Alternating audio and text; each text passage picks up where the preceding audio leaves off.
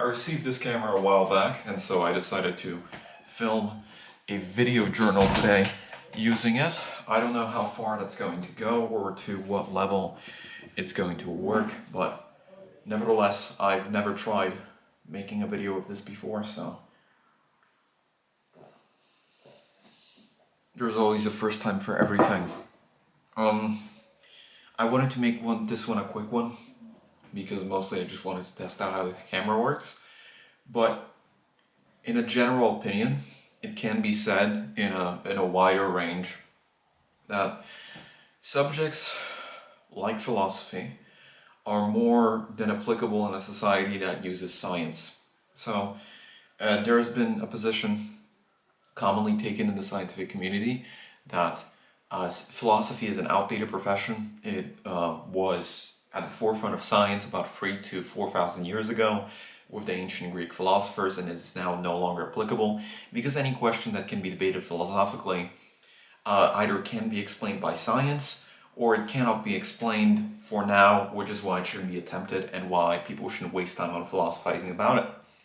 And recently, when I was in Krakow a couple days ago with one of my friends, Mikal, we were discussing the fact that most philosophers are dead.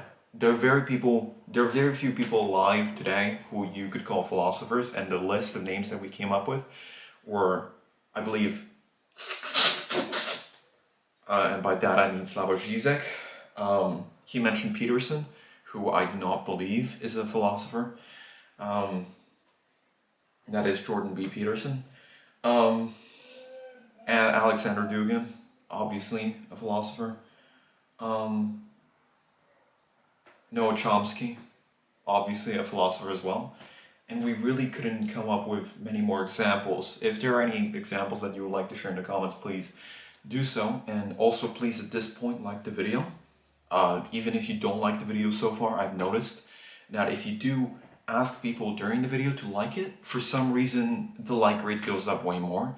And YouTube recommends videos based on how many likes there are per 100 views recently. Since there's been an algorithm change, it no longer prioritizes watch time because that's very easy to bot, and people have been botting it to get like very low quality videos up there. So in addition to boosting videos that have low quality and then subsequent videos that have high quality, instead of determining it by those channels, it now boosts videos based on the like rate. So please remember to like right now. Did you do it? Thank you.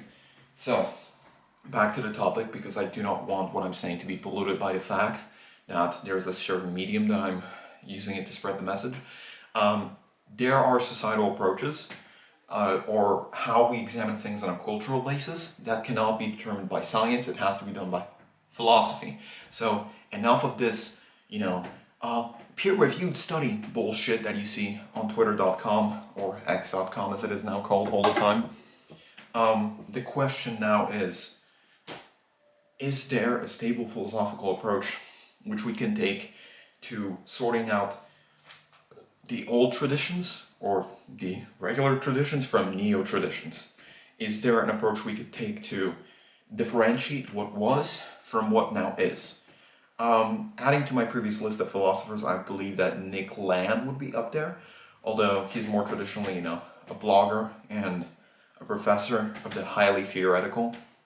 He is a writer, so I do not believe that he would be up there with the bloggers. But I do not believe he would be up there with the philosophers either. He is somewhere in between, so this Landian superstition, so to say, does not necessarily fit into either field.